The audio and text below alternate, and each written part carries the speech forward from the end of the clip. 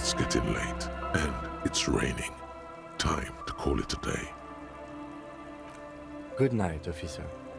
We'll meet in front of the shack in the morning.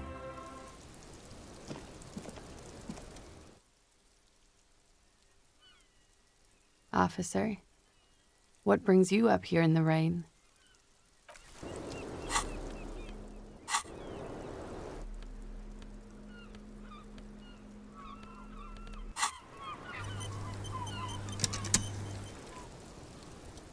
I was just thinking, what a nice day for questions pertaining to a murder investigation.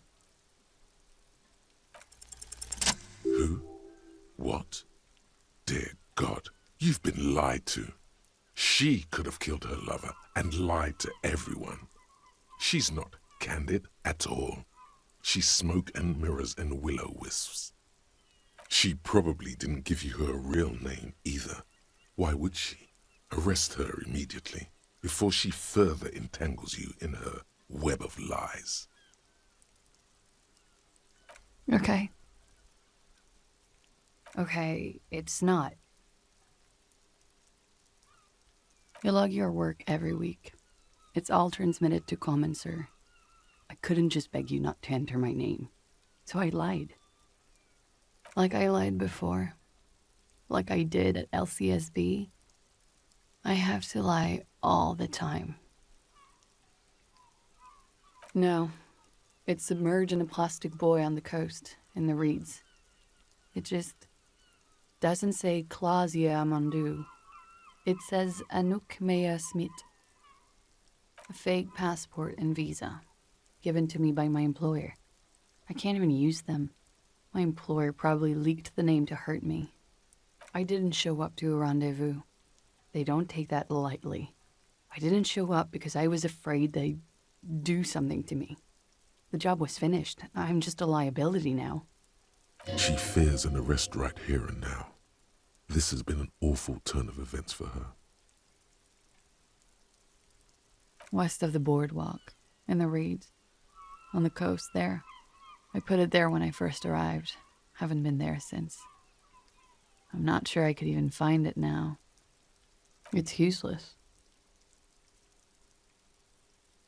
You're welcome to it. It's in the reeds northwest of here, past the Bergen sewage pipe, right near the waterline. It's Katarzyna Lazie. It's a Grad name, Jimsk or Yugograd in origin, not Occidental at all. Smells of motor oil, tiger, economic desolation, and rock music-infused alcoholism. It also makes Clausia almost an acronym for Katarzyna Alazia. It was a sentimental thing. I wanted to be more me here, this time. So I used my nickname. A nickname? Who gave you this nickname, Clausia? A teenage boy. 1,000,000 years ago. My parents were Zhimsk immigrants, but I'm nationalized Oranese. All I remember is Oranie. Alasia is my father's name. That's cool. She doesn't feel like a Clausia. She feels like nothing. She nods, her back straight, ready for whatever is next. I did. What is this? I called your desk or whatever it is. The numbers are all over town. Call 8-100-2 for emergencies. There was an older woman on the other end. It sounded like she was smoking. She took my complaint. She coughed. That is the emergencies desk number. Anyone could know that, sire, by looking around and calling the desk. I don't believe a single word she says. She stands before you, holding her back very straight.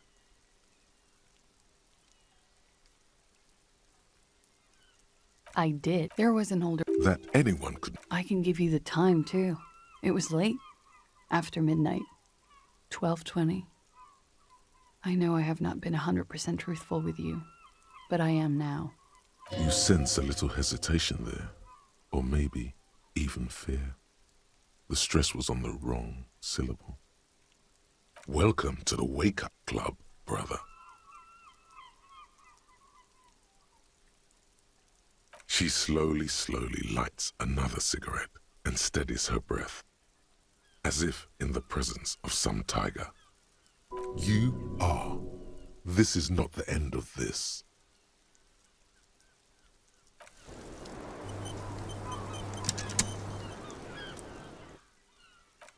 Ah, yes. The night before I saw you in the hallway and reminded you you're a police officer. Wow. Mythopoetically adequate stuff. She's a glib girl, but she liked the wording. There was the usual ruckus. Loud disco music. I can't say. Probably not. Sounded like you were flying solo. Oh, yes. Various artists. Ostentatious orchestrations prime among them. Oh, that? Yeah. Whoa. The less said about OO, the better. OO were huge where I come from. I was very young then, of course, like 7. Life gets hard, but we go on. Then, doesn't life get hard because we go on? I think you might have come to the same conclusion last night. At around 2 o'clock, the disco stopped, and there was a change of pace. A slow, sad song started playing, like organ music on repeat.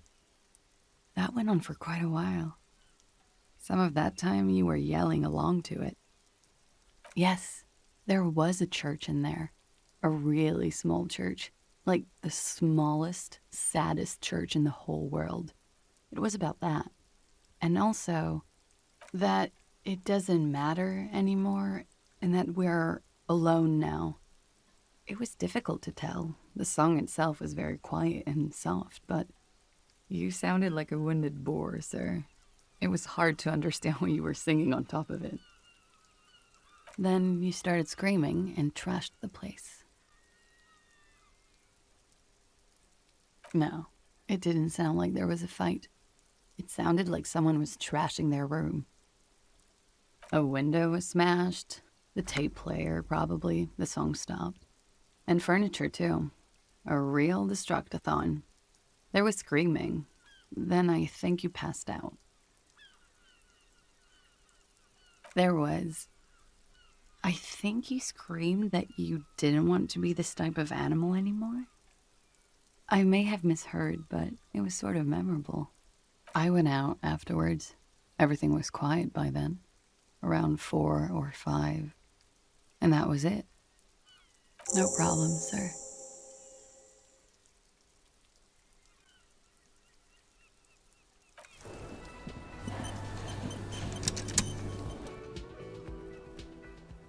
It's great to see you again, officer.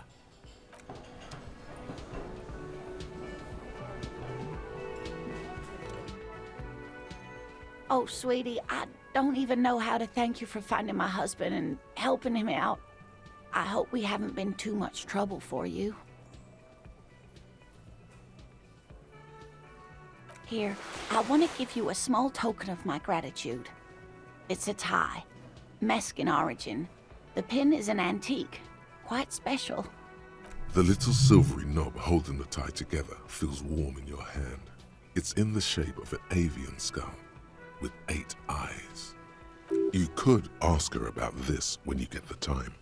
It's probably a cryptid, but the phasmid, of course, is more important. Oh, you don't want to hear about some old woman's ramblings. Ramblings? Nonsense. Your description of the phasmid is the most precise I've ever heard. But darling, I didn't even get the size of it right. You were a child, my dear. Really. It's extraordinary what you were able to describe. Now go on. Tell our friend about it. He's proven his interest in the field. Well, it was summer. I was building a racing track out of sand on the beach near a tall stand of reeds. Quite a tall one. Many times my height, I remember. When, all of a sudden... I'm getting ahead of myself. I was 5.5 in Bettencourt in the suburbs. My grandmother had a summer home there. She'd just started forming memories. Real memories. Not the billowy haze of infanthood. The strangest moment of my life. I looked up and one of the reeds moved. Not like a plant, but like a living thing. It stood up and looked at me. Its body unfolded like some antique toy. I've never seen anything like it. She had no fear, just surprise. I didn't know this can happen, so I reached my arm and touched the thing. It felt just like a stalk of reed, but it moved, swaying, towering above me. After a while, 20 seconds, a minute maybe, it left, went into the reeds. I tried, but I was only a child. There was mud and high water. I couldn't see it anymore. I was just standing there knee-deep in mud, looking around me. Where did you go? Don't go. I ran back home to my grandmother and asked her if reeds could walk, and told her they were looking at me. Of course, she just laughed at me, but I knew what I'd seen.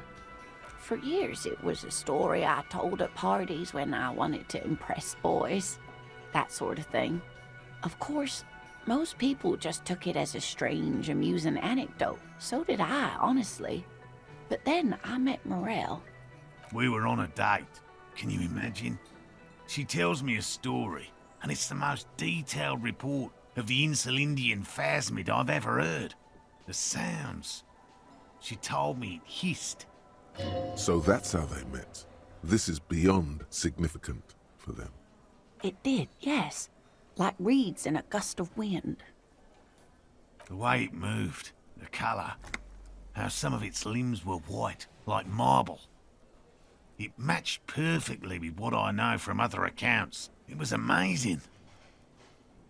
If it weren't for Lena, I might have given up hope years ago.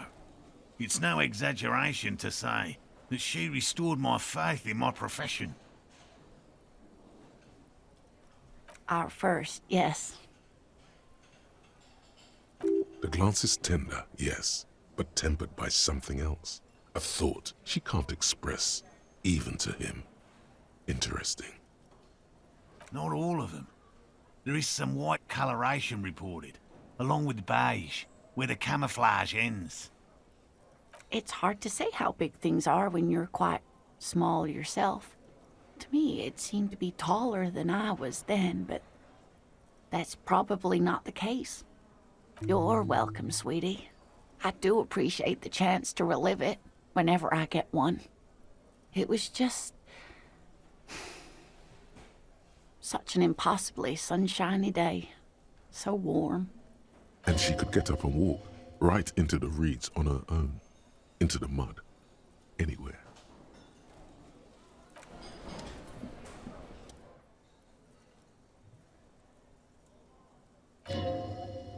Well, well. Bringing him that new bird sure made a difference in his attitude. Hey, was there something you needed? No, you don't. He tries not to look at you. It's dangerous to acknowledge the karaoke man.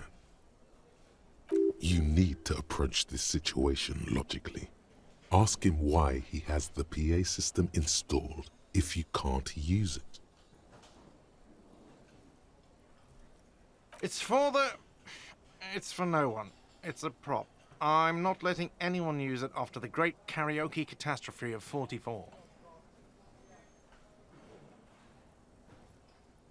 A lot of people got killed because some arsehole wanted to sing karaoke. It's not for bands, it's for clients. Some clients, okay? Not you. Ha! Well, we don't have any tapes. They all got stolen. He's lying, but whatever. You don't really need his lame tracks. The man in the vest and the violet shirt stares at the tape you've just given him. He begins to frown, hard. This is the look of a man who's defeated. He knows he's out of excuses. Fine, fine. Climb on that stage and do your thing. Just get out of my hair. I'll plug it in for you. Damn this karaoke machine. I'm having it uninstalled, he mumbles to himself. Oh yeah, time to do the damage.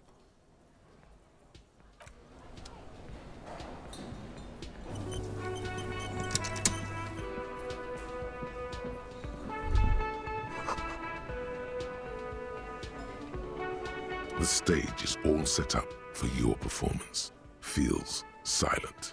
You can hear the pellets creak under your feet. You feel a little dizzy, a little unsteady suddenly. So, are you ready for your thing now? Let me know when I should turn on the karaoke carousel. The bar is full and buzzing with chatter. No one is paying you any attention. But still you feel your knees turn to noodles. Okay, now a couple is looking at you. Even worse, they are going to hate you. Immediately, a loud feedback noise startles the room. You feel like an amateur. How are you supposed to hold the mic? Should you just sing into it? Where should you stand? Hands. Where do you put your hands?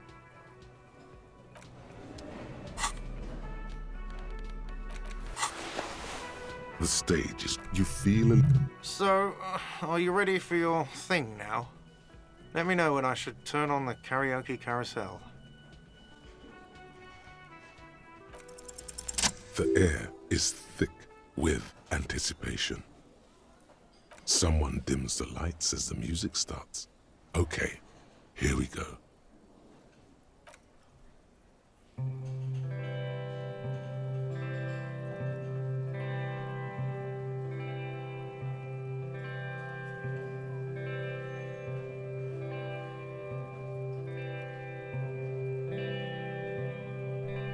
I would often go there, to the tiny church there, the smallest church in Saint-San, though it once was larger. How the real may rest there. Down through the mist there, toward the Seven Sisters, toward those pale cliffs there. I would often stay there, in that tiny yard there. I have been so glad here, looking forward to the past here. But now, you are all alone. None of this matters. No, none of this matters at all.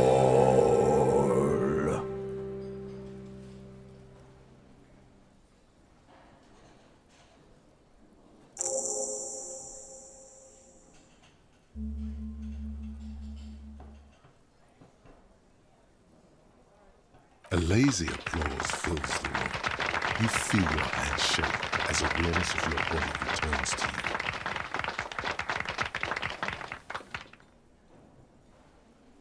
Good, good. Are we ready? I want to unplug the microphone now. Last words?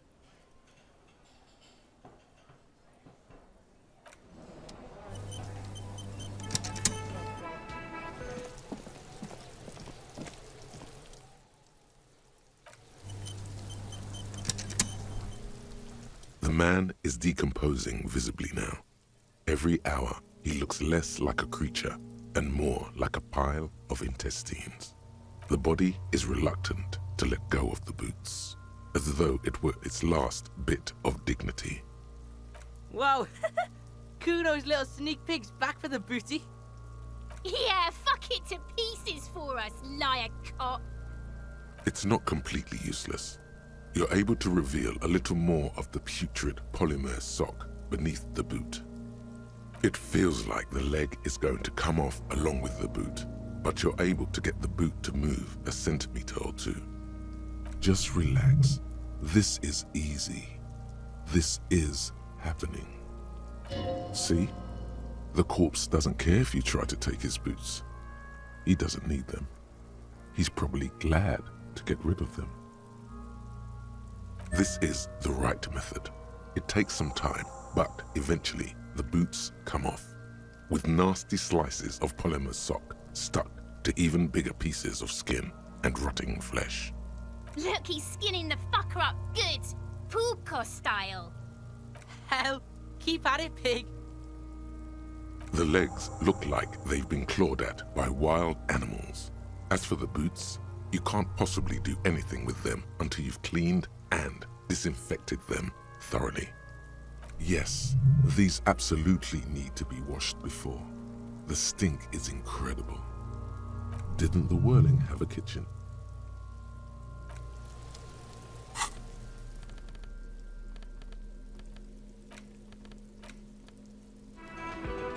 This industrial gas-powered stove has been used to prepare food for many hungry hostel guests. There are several pots and pans on hand. Getting the corpse residue out of these boots is going to require patience, and also a huge pot full of boiling water, soap, and white vinegar. A commercial pot draws your attention. It's very large, gigantic even. It could be used to make enough stew to feed an entire city, and also to boil a putrid pair of death boots. There is a variety of soaps and bleaches in the cabinet to the left of the stove. There is also a bottle of white vinegar in the cabinet next to the fridge. This is gonna take the hard stuff too. Use as much as you can. It's bad with those boots. Don't be stingy now. The delicious smells of cheap soap and vinegar waft up from the pot. All right now, chef, light up the stove and boil them. The strong smell of vinegar forces you to step away from the pot. The water slowly comes to a boil. Strips of polymer fabric and human tissue separate from the lining of the boots. They float to the bubbling surface. The boots look cleaner and cleaner. Those bits of human flesh are beginning to look cooked. You can smell it too, just like beef stew. That's it, chef. The boots are as clean as they're going to get. Steam dense with the smell of strange meat disappears into the vent above the stove. A pair of real beauties. The boots are shiny, hot, and reek of vinegar. Just perfect.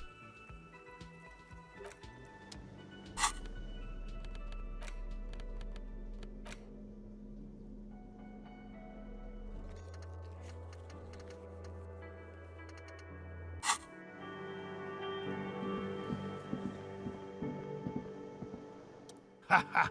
Nothing like the gratitude of a good woman. Now then, what can I do for you? He tries to play it cool, remain professorial, but inside, this man is itching for some news on those traps. Which is why we've been knee-deep in the reeds laying traps for it. Good question. Being a phasmid of the order Phantasmodea, a ghost insect, it disguises itself as plant matter. In this case, the reeds. Awful lot of reeds around, aren't there? And I suspect it may have also developed other specialised techniques to protect itself from predators or scientists in our present case. It's my hypothesis that it has evolved certain electrochemical defences that allow it to interfere with animal perception, impeding pattern recognition, confusing the visual cortex. But I cannot describe how these defenses work, much less how they evolve, without studying a live specimen. Yes, it makes perfect sense. You're beginning to suspect there's something paranatural about this phasmid. A ghost insect, he said? These people are looking for a ghost. I'm expecting it to be quite giant. One known species of phasmid, called the Megaphasmodeozoensis, is about the size of a grown man's forearm. So, typical rookie assumption. Insects are much more sophisticated creatures than those unversed in zoology give them credit for. Even simply catching a glimpse of the Insulindian phasmid would be the apex of of any cryptozoologist's career. But to study it and its defenses, find out how it stayed hidden so long. No, that is precisely what we're not. We are zoological specialists, looking for an extant species of phasmid. Very little, I'm sorry to say. No one's ever captured a specimen, so all our information is based on first and third-hand accounts. Not yet. That's what makes it a cryptid. I know it's real. It's clear that his obsession with the phasmid is driven by something more than the pure pursuit of scientific advancement. By which I mean, I've heard enough first-hand accounts to believe quite firmly that the Insulindian phasmid is more than mere superstition. What would it be like to grasp and hold onto something you think is next to you, or just behind you, like a trace of vapor you exhaled one spring morning as a child? This is what he's searching for, a spectre. Yes, the most recent sighting was by a couple of teenagers along the coast here. That's what brought us to Martinez specifically. It's the first credible sighting in several decades. Admittedly, it's an unusual location for this species, but with all the sewage runoff upstream, it probably doesn't matter much anymore. I have to resist the thought such an extraordinary creature is doubtlessly highly resilient. After all, it's generally thought to be capable of parthenogenesis. Yes, the females don't need males to reproduce. Makes it easier for a species to survive in adverse conditions. Yes, the Insulindian phasmid is a very clever insect. That's why it's so damn difficult to catch. But as a scientist, I'll try my best to remain dispassionate. I've just always liked animals and puzzles. Searching for cryptids is a bit of both. He seems reluctant to talk about himself, but he'll open up, if you prod a little. No. Very few cryptids are ever discovered, and not for a lack of trying. To stay hidden is a cryptid's primary quality. It's even in the name, cryptid. Of the list of cryptids kept by the Cryptozoological Society of Chemney, which is 4,082 items long, about 2,000 have been confirmed as hoaxes. 2 are categorized as confirmed discoveries. The rest are in differing stages of discovery, refutation, and data collection. Yes, the Chateauquan forest pygmy, who turned out to be an extinct species of primate, and a cave salamander from Yugograd, who is, honestly, quite unremarkable. It's in a zoo somewhere. We cryptozoologists are brutally honest with ourselves, more so even than the public. With cryptids, most cryptids are hoaxes or they are never found. That does not mean we should stop searching. In fact, it is 0.05%.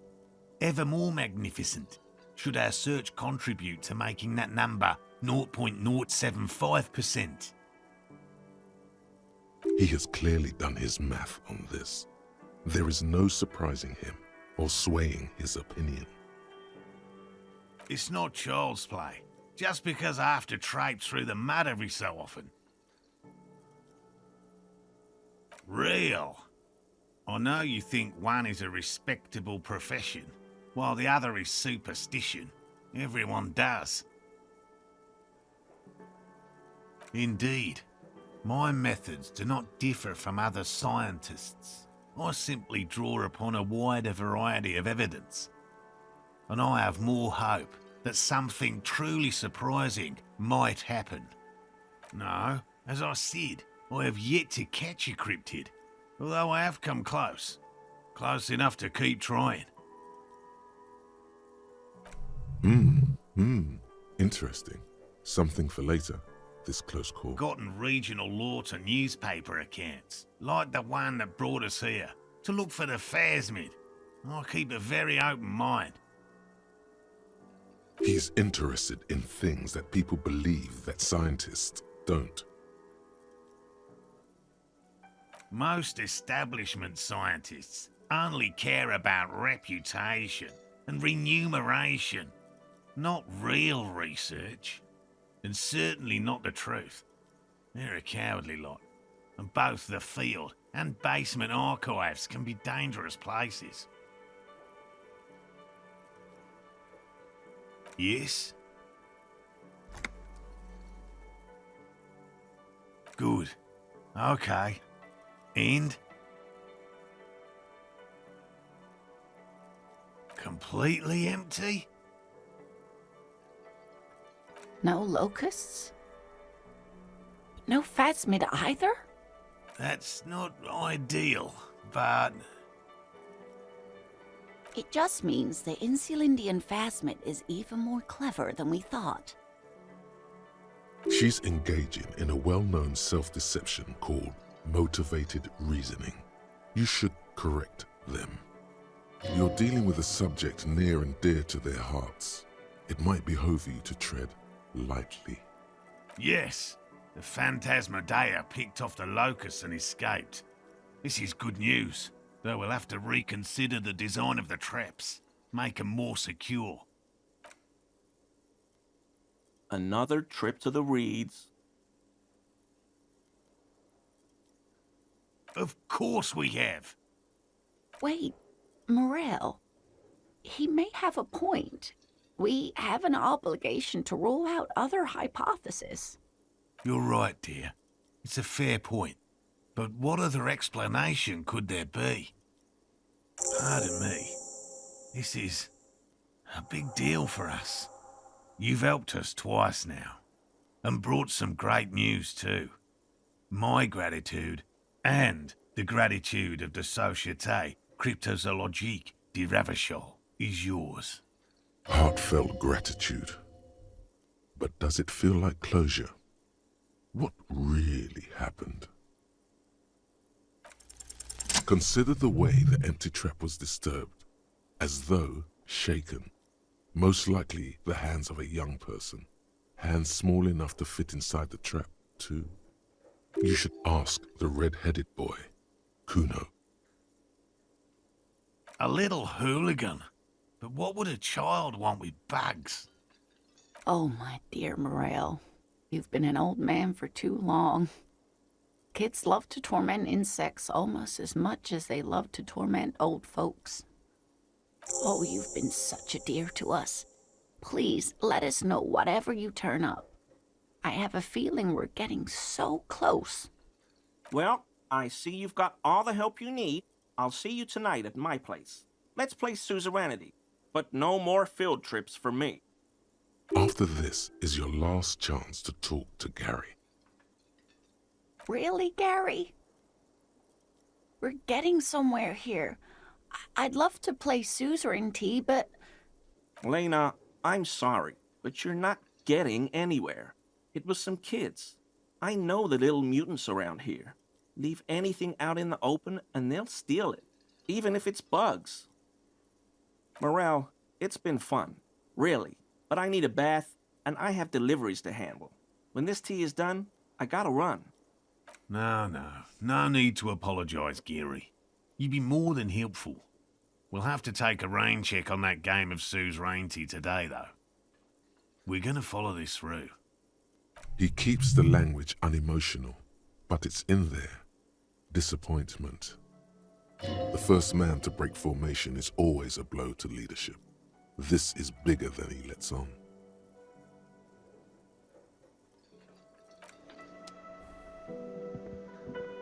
Always a pleasure to see an officer of the law.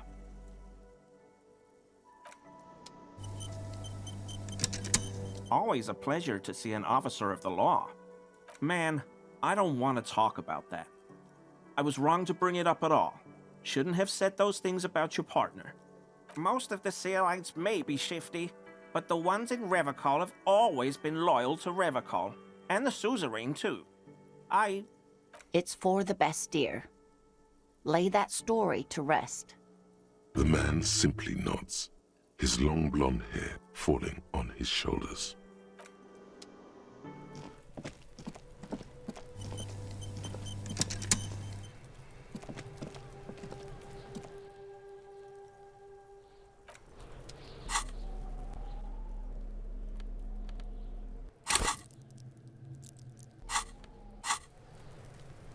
Have you come to make your offering to Kuno? Okay, Porkson. Tar keeps Kuno sharp, helps Kuno think. Kuno likes that brain boost shit. We're cool now, but don't be pulling this shit on Kuno, or Kuno's gonna have to beat the shit out of you again. Historical revisionism has taken place. So?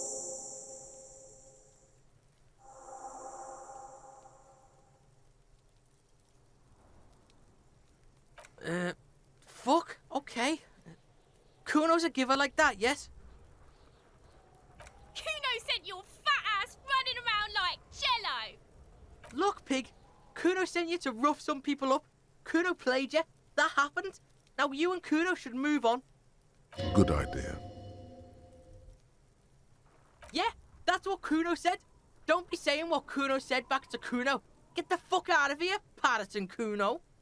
After this shit, you better have something real interesting to say if you want to stay in Kuno's face. Yeah, real interesting. No, Kuno doesn't give a fuck about bugs. So he knows locusts are bugs. Oh my god, I told you that shit is lame.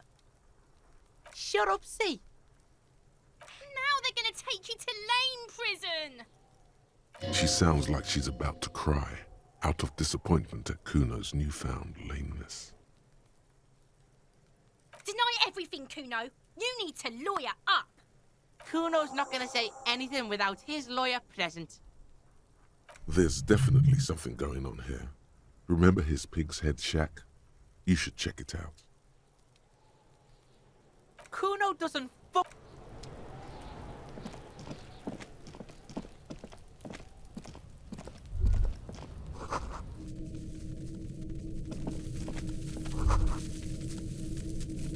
All around you, the hisses and chirps of locusts fill the musky air.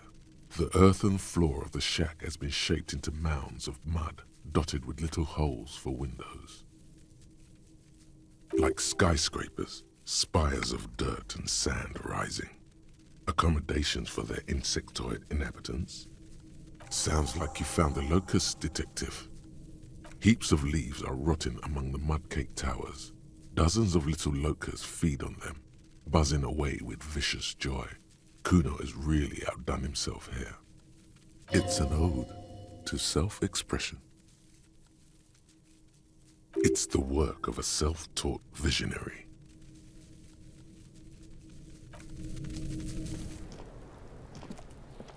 Fuck does Kuno care? Yeah. Kuno took the bugs, so what? So it wasn't the phasmid. A wave of disappointment washes over you. It's not Bugtown. It's the city of locusts. Locusts aren't just bug shit. They come out of the sky like a fucking shadow. Shit descends. Stop! You stop. It's like they're fucking night. Locust City, Night City, City of Rage. There's a tug of war over the name of his fantastical city. It's almost too big for his imagination. The girl forces herself to watch again, the corners of her eyes twitching from discomfort. Kuno, the pig wants to help you. Oh, that's how lame it is. Please just don't say you're... An artist? Maybe I am an artist. You hear that, everyone? I'm a fucking artist now. Did he just say I? Kuno usually calls Kuno, Kuno. Oh my god, Kuno! He's gonna make you totally lame in, like, 3 seconds. Don't let him, Kuno. Yo, fuck you, see? Kuno can be what Kuno wants to be. Kuno's his own man. Kuno's free. Kuno made himself into Kuno. Kuno can make himself into anything. Kuno can make himself into a pig if he wants. Kuno can make himself into a... Kuno doesn't give a shit. Oh, don't make yourself into a pig, Kuno. You'll have to take me away. In it, you hear snow melting, dripping from the eaves. Someone closing a window. So that's what this is about. Without a word, she disappears entirely behind the fence. For once, the boy is lost for words. He turns completely red now, with splotches of white beginning to appear across his face. Use this momentary confusion to take control of the situation. You got him. Now convince him to leave the cryptozoologist's traps alone. Kuno's gonna let the fucking locusts die. It don't mean anything. It's shit. Kuno just likes to focus. Kuno likes to concentrate on shit. Build shit when he's zipping hard. Fuck. Pig, you really shouldn't have fucked with Kuno City. Now it's all fucking lame. I don't give a shit. I don't need the locusts anyway. Shit is all lame now. C was right. The girl's face appears again, above the fence, just long enough to make eye contact with Kuno. She doesn't know whether to be glad because Kuno is finally convinced of the lameness, or more worried because of his continued use of the first person singular. Kuno is Kuno, not I. The fuck are they trying to catch anyway? With the traps? He recognizes the name. Bitches think Kuno doesn't know shit. The fuck out of here. Kuno's tired of this shit. There's silence between the two children. They're not saying anything to each other, nor looking in each other's direction.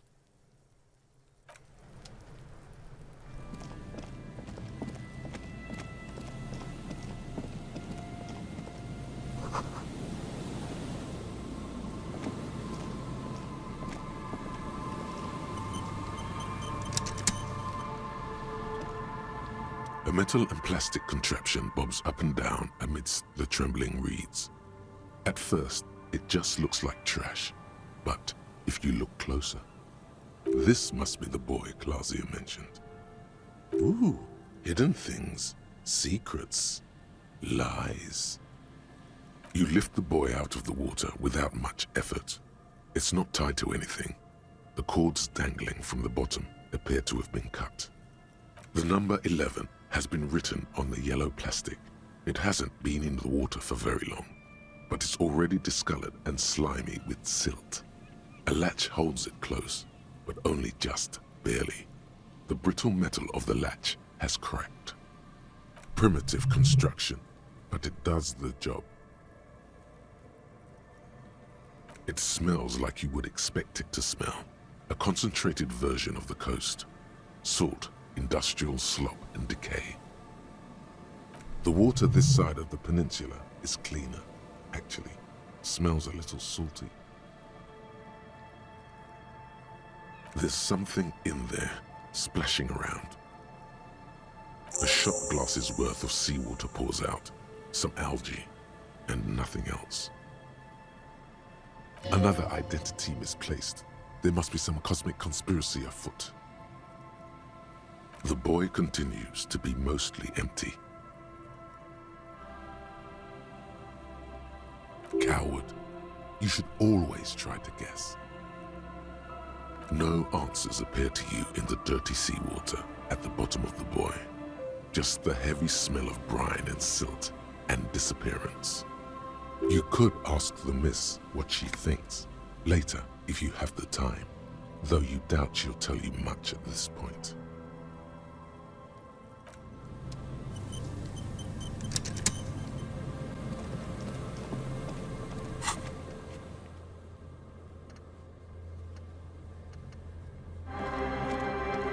It's getting late and it's snowing.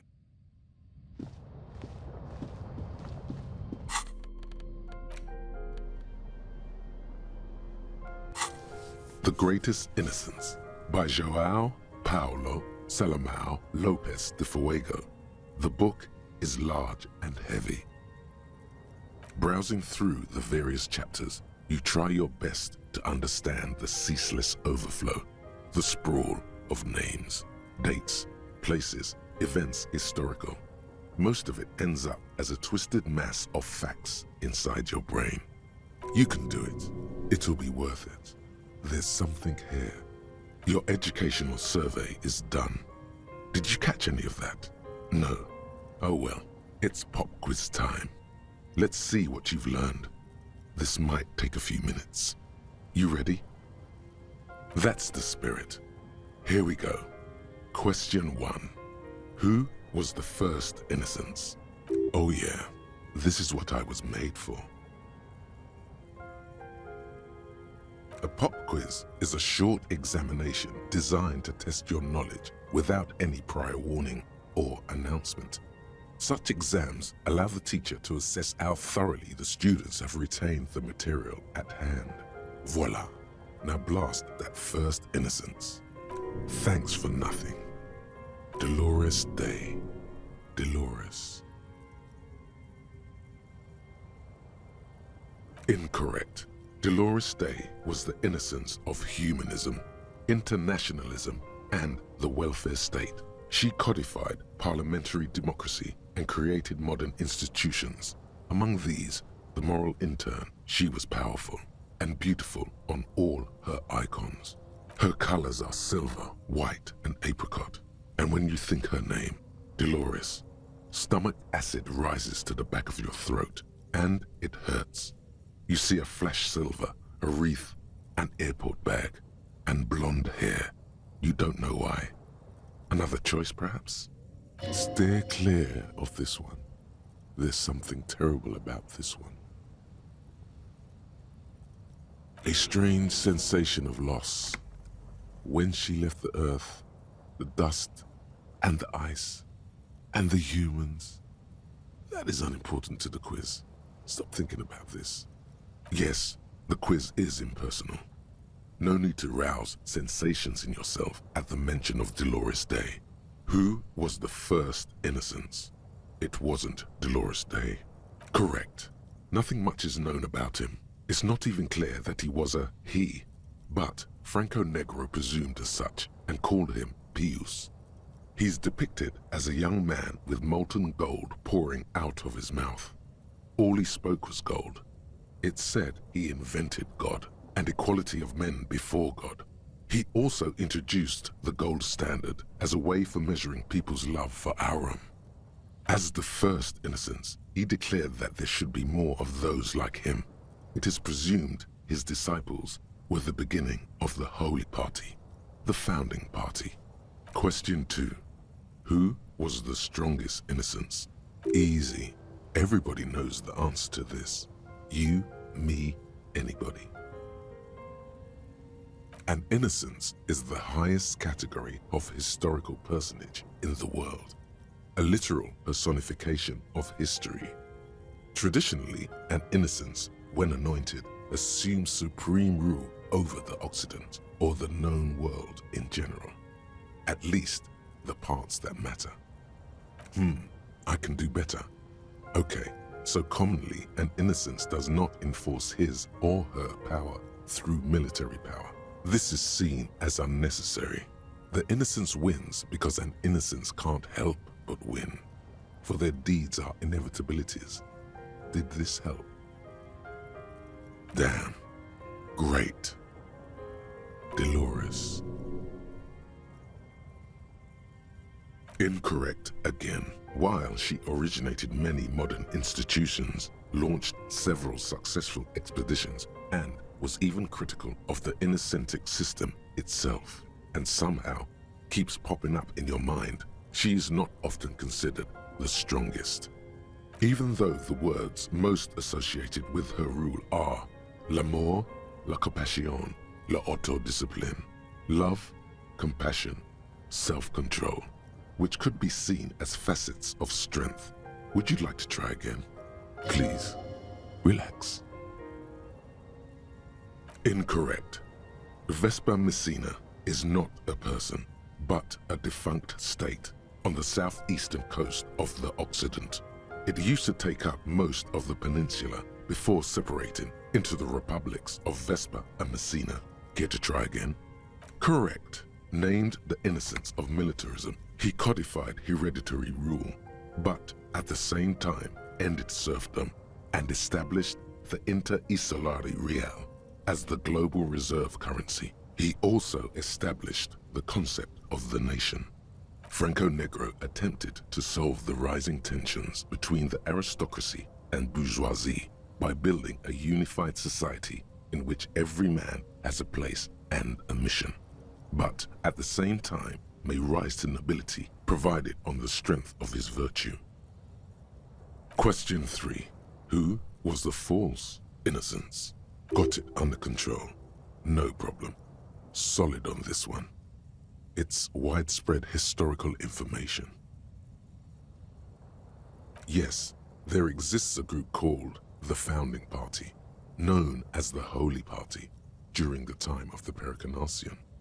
This, the world's oldest international organization, spends its time in search of either the re-emergence of the innocents or new members.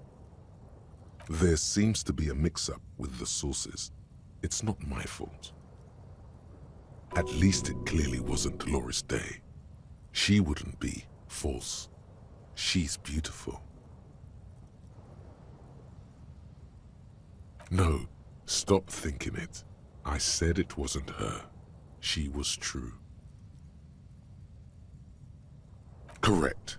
There have been a number of counter or false innocences, some assumed to have innocentic qualities, some who just thought so themselves. Occasionally, they have the support of a faction inside the ecclesiastic organization, and accusations of foul play have arisen. The most famous and important of these was Ernest Pasternak. He was into torture, despotism, hymns, cannons, and world conquest, but got defeated and humiliated by Stepan the Despicable of Kedra. Final stretch. You've come so far and learned so much. This is the most important one. Question 4. Who was the greatest innocence? The most important of them all. The most precious to humankind. I've got it, honest. Of course, this is my thing, the reason I exist in this world. The correct answer is Franco Negro. 0 doubts. Correct. The Mesk might see Franco Negro as the father of nations, but as of this century, there's been a great shift in attitude. Dolores Day has become widely regarded as the greatest innocence, a most radical change to the whole fabric of the world. Everything from inter-isolary travel to the connected world to 3 consecutive scientific revolutions can be traced back to her. Every decade that passes, she seems less human somehow, and more beautiful. Congratulations on finishing the test. The results and your subsequent grade have been calculated. You get a D, not particularly remarkable, but technically a passing grade. Not that anyone really expected better. You would have done better if you just left Dolores Day for the end. Dial the Dolores Day down a bit. You are shouting at an inanimate object, like a real weirdo. No wonder you seem to have trouble with the right answers.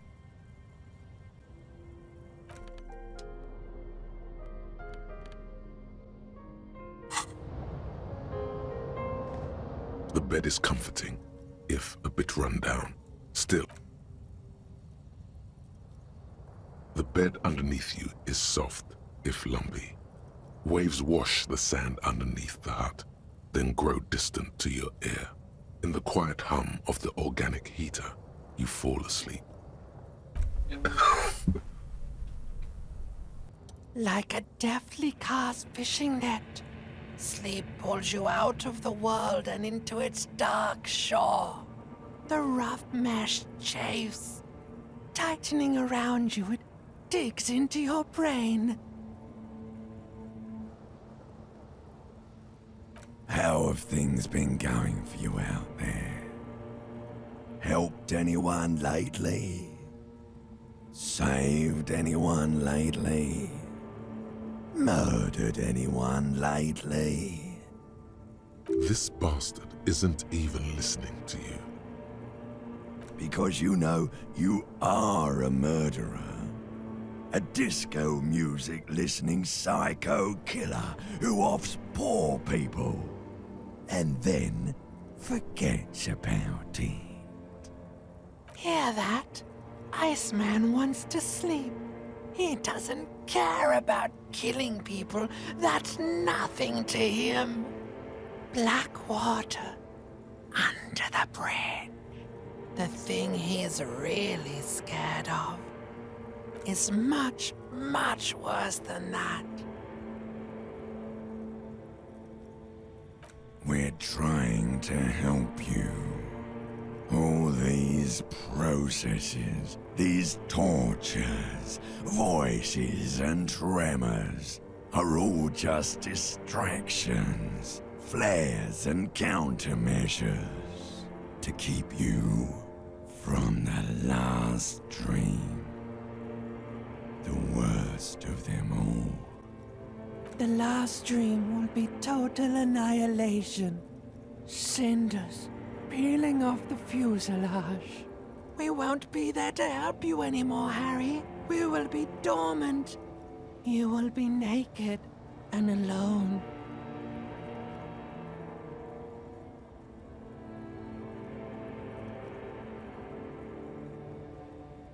Of hell.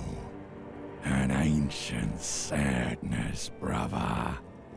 10,000 years later, in front of the video rental, there is a warm breath on your face again.